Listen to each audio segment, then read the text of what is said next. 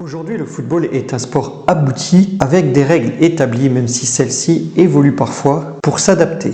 Mais le processus qui a amené ce sport à la représentation qu'on lui connaît aujourd'hui a pris du temps. Et dans cette vidéo, je voulais revenir à l'origine de ce sport pour que vous puissiez connaître son point de départ et son évolution à travers le temps.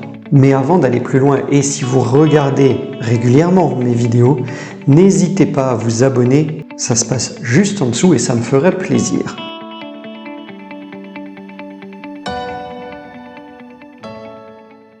Bonjour les amis et bienvenue dans cette nouvelle vidéo. Nous allons dans celle-ci voyager à travers les époques pour constater l'évolution de notre sport favori. Allez, sans plus attendre, installez-vous confortablement, je vous amène dans ma machine à voyager dans le temps.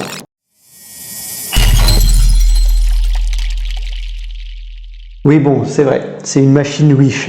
Que voulez-vous? On a le budget en rapport avec son nombre d'abonnés, c'est pour ça qu'il est important que vous vous abonniez. Bref, on est plusieurs millénaires avant notre époque en Chine. Là-bas, on pratiquait ce que l'on appelle le Cuju.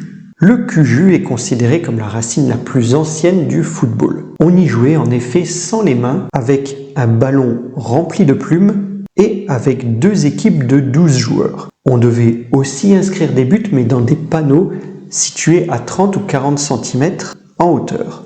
C'est une époque d'expansion, de découverte, et les échanges commerciaux, les guerres, les explorations furent un moyen de diffusion de ces pratiques. Ainsi, on retrouve un peu plus tard des sports qui partagent certaines similitudes, comme les Mayas avec le Pok-Tapok entre les années 900 et 1200. C'est un jeu avec une balle en caoutchouc découvert par les conquistadors. Dans le bassin méditerranéen, les Grecs et les Romains jouent à l'épicire ou au phéninde ou à l'aspartum.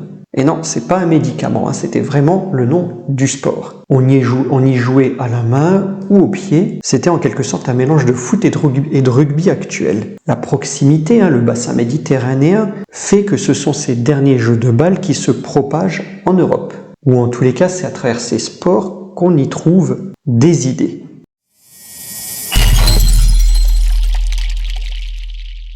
En effet, au Moyen-Âge, en Europe, et notamment en Europe du Nord, des traces de l'aspartum que nous venons de voir se retrouvent dans les règles de jeu de balle appelées la soule. J'ai dit jeu de balle.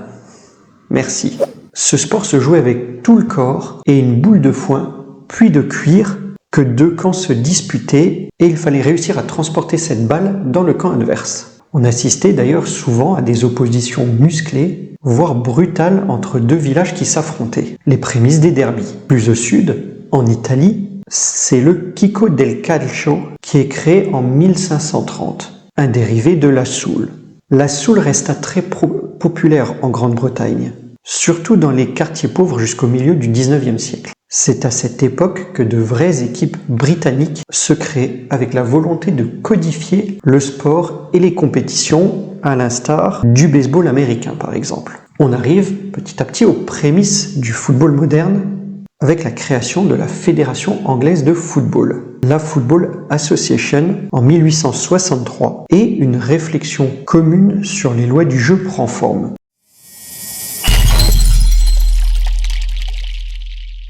C'est donc le 26 octobre 1863, dans un pub londonien, qu'une réunion extraordinaire de plusieurs clubs a lieu pour définir les lois du jeu du football moderne. Le principal point de divergence entre ces clubs était l'usage des mains dans ce sport, qui était toléré, on l'a vu précédemment, dans les activités dont il s'inspire. Un représentant de la ville de Rugby, et oui, c'est une ville mes amis, au nord de l'Angleterre si vous ne le savez pas, veut que le ballon puisse être joué à la main. Vous l'avez compris, on ne tomba pas d'accord et la scission est définitive. Le rugby football est créé par opposition au Football Association. Nous au rugby, on n'est pas manchots, entendra-t-on.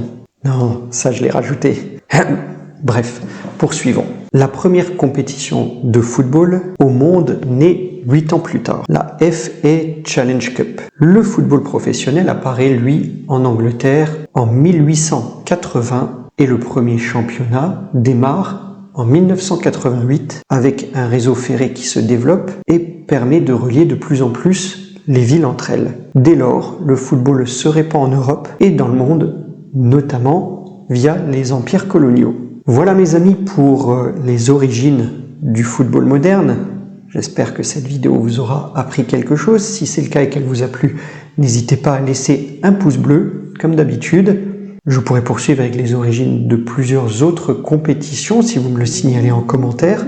N'hésitez pas à ce titre à me dire ce que vous en avez pensé. Quant à moi, ce sera tout pour cette vidéo. Likez, partagez, commentez, mais surtout appréciez. Et je vous dis à très vite pour un prochain épisode. Bonne journée les amis, portez-vous bien. Au revoir.